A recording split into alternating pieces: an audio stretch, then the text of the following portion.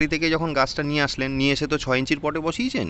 তো 6 ইঞ্চির মাটির পট হোক বা প্লাস্টিকের পট হোক, তো মাটির পটে যখন আপনি বসাচ্ছেন বা প্লাস্টিকের পটে বসাচ্ছেন, তো এই যে সিন্ডার মিডিয়া হোক বা মাটির মিডিয়াতে, এবার কি হবে, যখন এই নতুন কচি কচি পাতা ছাড়বে তখনই কিন্তু এই খাবারগুলো প্রয়োগ করতে হয়। তার আগে কিন্তু এই খাবারটা প্রয়োগ করবেন না, শুধু জলের উপর দিয়ে রেখে দেবেন গাছটাকে।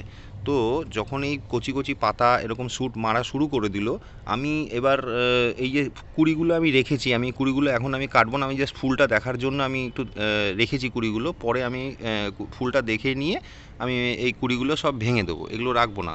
এরকম ছোটো চারা গাছে কিন্তু কখনোই কুড়ি রাখবেন না, তাতে গাছের যে ওভারঅল যে গ্রোথটা থাকে না, সেই গ্রোথটা কিন্তু থমকে যায়। কারণ এই গাছ কী করে, এই ফুলের ওপর কনসেন্ট্রেট করতে থাকে, তার জন্য কি হয়, বাকি ও গ্রোথের দিকে ও নজর দিতে পারে না।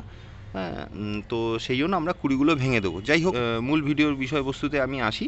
তো আমার কাছে আপনাদেরকে দেখাই, এই যে দেখুন, এইটার মধ্যে আছে হচ্ছে 1261 আমি আমার প্যাকেট, মানে যে প্যাকেটটা আমি কিনেছিলাম তার থেকে আমি বার করে নিয়ে আমি এর মধ্যে ভরে রেখেছি। এটা দেখুন হচ্ছে ম্যাগনেসিয়াম সালফেট বা MgSO4, ঠিক আছে, তো বা এপসম সল্ট বলতে পারেন।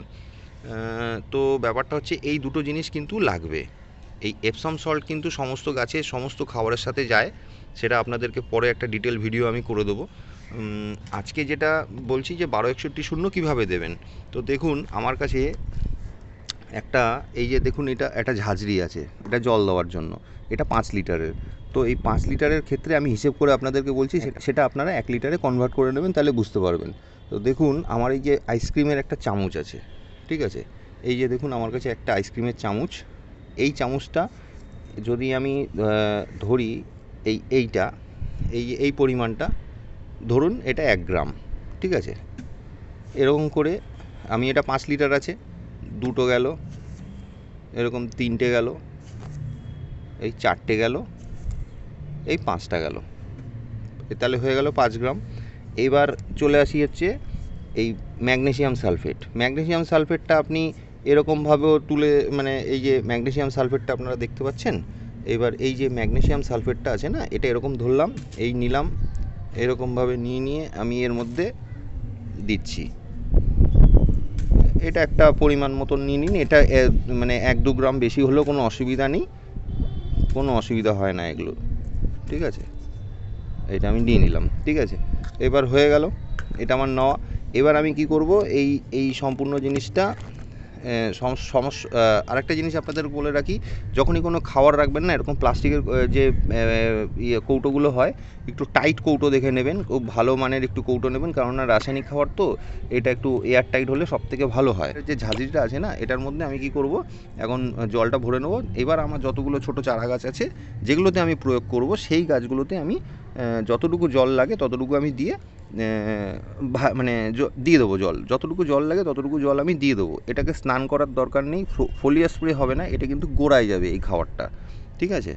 তো আপনারা গোড়ায় দিয়ে দেবেন, যাতে নিচ থেকে জল বেরিয়ে যায়, এরকম এতটা পরিমাণই জল দেবেন। এইভাবে 1261 আর ম্যাগনেসিয়াম সালফেট মিশিয়ে আপনার প্রত্যেকটা গাছে, চারা গাছ হোক বা বড় গাছ হোক, বড় গাছের ক্ষেত্রে আপনি, এখন তো বড় গাছের দরকার পড়বে না, জেনারেলি কী হবে, বড় গাছগুলোতে এখন ফ্লাওয়ারিং স্টেজ থাকবে, সেই স্টেজে এইটা দেওয়ার এখন দরকার নেই। যদিও মানে দিতে হয় না বলাটা ভুল হবে, সেটা আপনি মাসে 2বার দিতে পারেন, কোনো অসুবিধা নেই।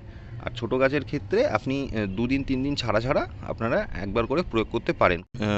1261 মেন কাজটা আপনাদেরকে বলে রাখি, গোলাপের প্রাইমারি লেভেলে যখন খাবারটা দিচ্ছেন, এর কাজটা হচ্ছে রুট ডেভেলপমেন্টে এ কাজ করে।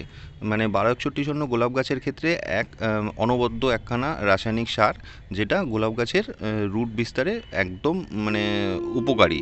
তো এই খাবারটা আপনাদেরকে দিতেই হবে গোলাপ গাছ যদি ভালো করতে চান। যাই হোক, ভিডিওটা যদি ইনফরমেটিভ মনে হয় তো চ্যানেলটি সাবস্ক্রাইব করে পাশে থাকতে পারেন। দেখা হচ্ছে পরে কোনো ভিডিওতে। ভালো থাকবেন সবাই, টাটা।